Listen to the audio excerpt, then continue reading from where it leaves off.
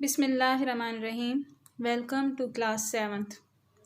Today our lecture is 9 and our topic is increasing or decreasing percentage. Today we will solve question number 2 and 5 of exercise 8B. आप लोगों को मैंने कल भी बताया था कि हमारे पास इंक्रीजिंग और डिक्रीजिंग परसेंटेज क्या है। हम जब भी किसी नंबर की बात करते हैं या किसी भी वैल्यू की बात करते हैं, वो हमारे पास जो एक्चुअल नंबर है या एक्चुअल प्राइस है किसी भी चीज़ की या एक्चुअल क्वांटिटी है, वो हमारे पास होती है 100%। जब हम उसमें इंक्रीज़ करते हैं जितने परसेंटेज में, हम जैसे कि अगर कोई चीज़ 100 रुपीज़ की है, हमने उसमें 5 रुपीज़ जो हैं इंक्रीज़ करने हैं तो वो 105 की हो जाएगी। और अगर हमने 5 रुपीज़ उसमें डिक्रीज़ करने हैं तो वो चीज़ कितने की होगी, 100 से कम होके 95 में हो जाएगी। इसी तरह से जब हम परसेंटेज का टॉपिक कर रहे हैं और परसेंटेज में इंक्रीजिंग या डिक्रीजिंग देखते हैं तो वो जो होती है एक्चुअल नंबर हमारे पास 100% होता है, और अगर हमने उसमें 20% या 10% इंक्रीज़ करना है तो वो 100% में इंक्रीज़ यानी ऐड होके हमारे पास वो चीज़ हो जाएगी 110% और 120%। इसी तरह से अगर कोई चीज़ उसमें हमने डिक्रीज़ करना है नंबर कि जितने परसेंट, तो वो क्या हो जाएगी 100% से वो नंबर जो है वो माइनस हो जाएगा। फॉर एग्जाम्पल हमारे पास जहाँ पे है क्वेश्चन नंबर 2 और इसका ए पार्ट जहाँ पे मैं सॉल्व कर रही हूँ कि हमारे पास जो एक्चुअल नंबर है, first of all the question is 20% of a number is 17। Find the number. हमने वो नंबर फाइंड आउट करना है जिसका 20% जो कि हमें गिवन है वो है 17।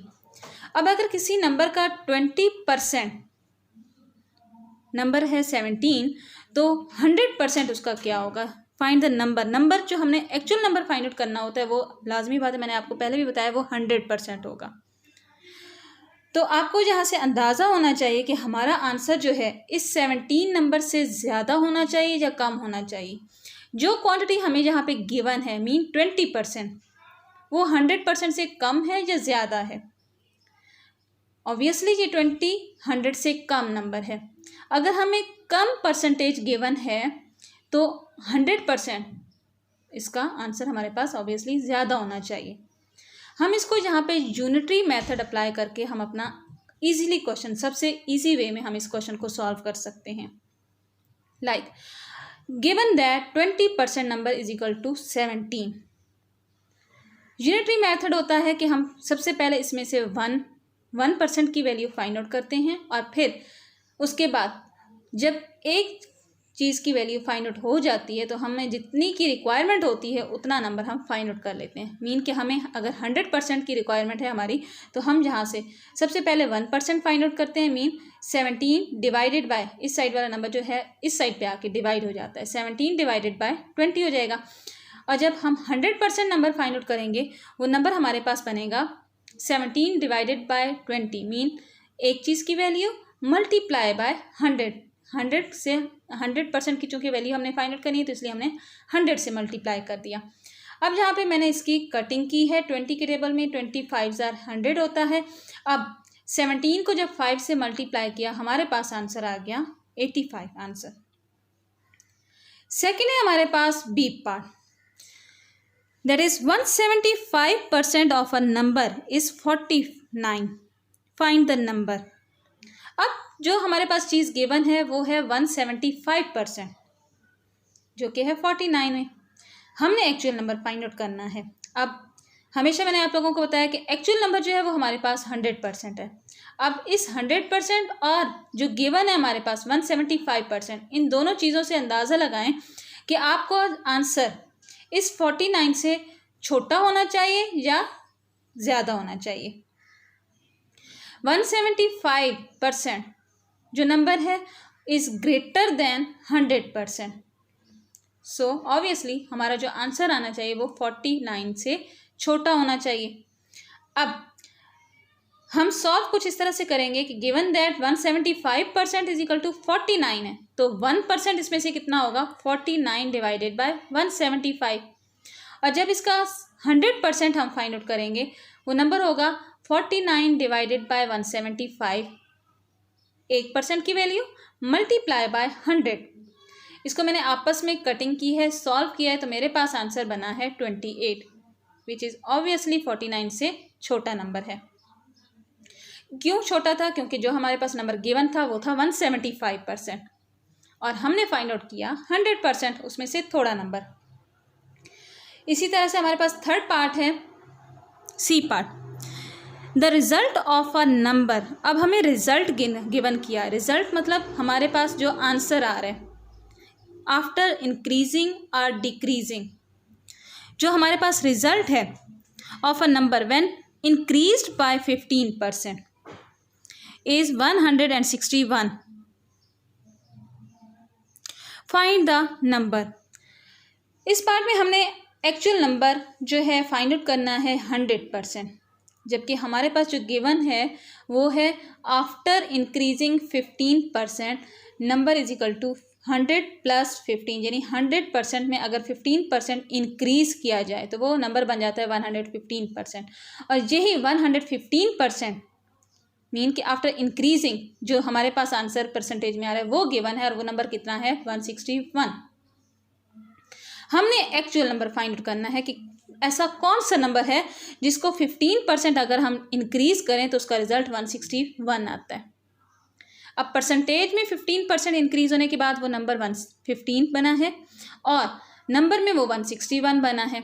अब हमने चूंकि 100% फाइंड आउट करना है और गिवन है 115%, तो ऑब्वियसली हमारा आंसर जो है 100% वो थोड़ा सा 161 से छोटा होना चाहिए, 15%। हम क्या करेंगे, 1% जहाँ पे फाइंड आउट करेंगे वो जो कि बनेगा 161 डिवाइडेड बाय 115। जब इसका 100% फाइंड आउट करेंगे हमारे पास आंसर बनेगा 161 डिवाइडेड बाय 115, मीन 1% की वैल्यू मल्टीप्लाई बाय 100%, 100। इसको आपस में मैंने कटिंग किया, सॉल्व किया, तो मेरे पास आंसर आया है 140। इसका जो डी पार्ट है इस क्वेश्चन नंबर 2 का वो सेम एज इट इज़ ही है। मैं थोड़ा सा आप लोगों को गाइड कर देती हूँ। D part is the result of a number, एक नंबर का रिजल्ट जो है आफ्टर डिक्रीजिंग बाय 20%, मीन कि उस नंबर में हमने डिक्रीज करना है, मीन वो जो नंबर एक्चुअल नंबर 100% है, जब हम उसमें 20% डिक्रीज करेंगे तो वो नंबर हमारे पास बनेगा 80%, इज 192, यानी 80% आफ्टर डिक्रीजिंग 20%। जो नंबर हमारे पास है बच जाता है वो है 80%। 80% is equal to 192। Find the number. उसमें से जब हमारे पास जहाँ पे 80% नंबर गिवन है और हमने उसका 100% फाइंड आउट करना है, जहाँ से आप खुद अंदाज़ा लगाएं कि हमारा आंसर 192 से बड़ा होना चाहिए या छोटा होना चाहिए, और फिर हम उसको एज इट इज़ सॉल्व करेंगे, जैसे क्वेश्चन 2 का सी पार्ट जहाँ पे हमने सॉल्व किया।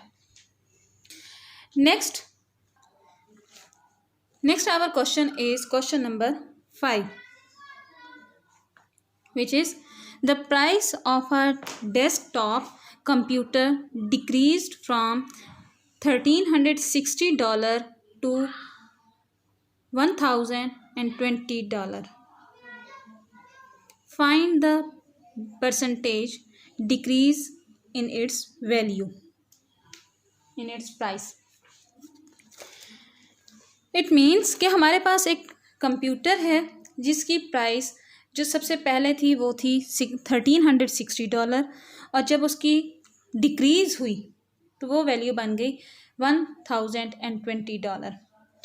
इसकी प्राइस में जो फ़र्क आया है, मीन की जो कमी आई है, उसकी हमने परसेंटेज फाइंड आउट करनी है। तो यहाँ पे मेरे पास क्वेश्चन नंबर 5 सॉल्व किया हुआ है मैंने, कि अगर हमारे पास एक्चुअल प्राइस जो है वो है $1,360, उसमें डिक्रीजिंग हुई है, तो after decreasing its new price is equal to $1,020। अब सबसे पहले तो हमने यहाँ पे ये नोट करना है कि जो उसकी वैल्यू पहले $1360 थी और बाद में $1020 हुई है, उसमें डिफरेंस कितना है डॉलर्स की फॉर्म में। तो यहाँ पे इन डॉलर्स में से यानी जो एक्चुअल डॉलर्स थे उनमें से हमने उसमें आफ्टर रिडक्शन जो हमारे पास न्यू डॉलर्स में प्राइस आई है उसको हम माइनस करके अपना डिफरेंस फाइंड आउट करेंगे। सो मैंने 1360 में से $1020 जो हैं वो माइनस किए, तो मेरे पास जो डिफरेंस आया वो है $340 का। अब इस $1340 की मैंने परसेंटेज फाइंड आउट करनी है, percentage of difference. $340 out of $1360 जो एक्चुअल प्राइस, जब भी हम परसेंटेज फाइंड आउट करते हैं उस डिफरेंस को हम डिवाइड करते हैं अपनी एक्चुअल प्राइस से। मैंने यहाँ पे इस डिफरेंस को एक्चुअल प्राइस से डिवाइड किया, multiply by percentage find out करने के लिए मेरा सेम वही मेथड है जो मैंने पहली एक्सरसाइज में भी फाइंड आउट किया था, यूज़ किया था। 100 डिवाइडेड बाय 100 से हम मल्टीप्लाई करेंगे। यहाँ पे मैंने 100 को 340 को 1360 से मैंने 10 के टेबल से डिवाइड किया, 0 0 कैंसिल हो गई, और फिर 34 को 100 से मल्टीप्लाई किया, 3400 divided by 136 and multiply by 1/100। 1/100 mean percentage, and जब 3400 को 136 से डिवाइड करेंगे आपका आंसर आया 25%। मीन इस कंप्यूटर की जो प्राइस है जो डॉलर्स में 1020 हुई थी उसमें जो डिक्रीजिंग हुई थी वो हमारे पास 25% डिक्रीज हुई थी। Thank you.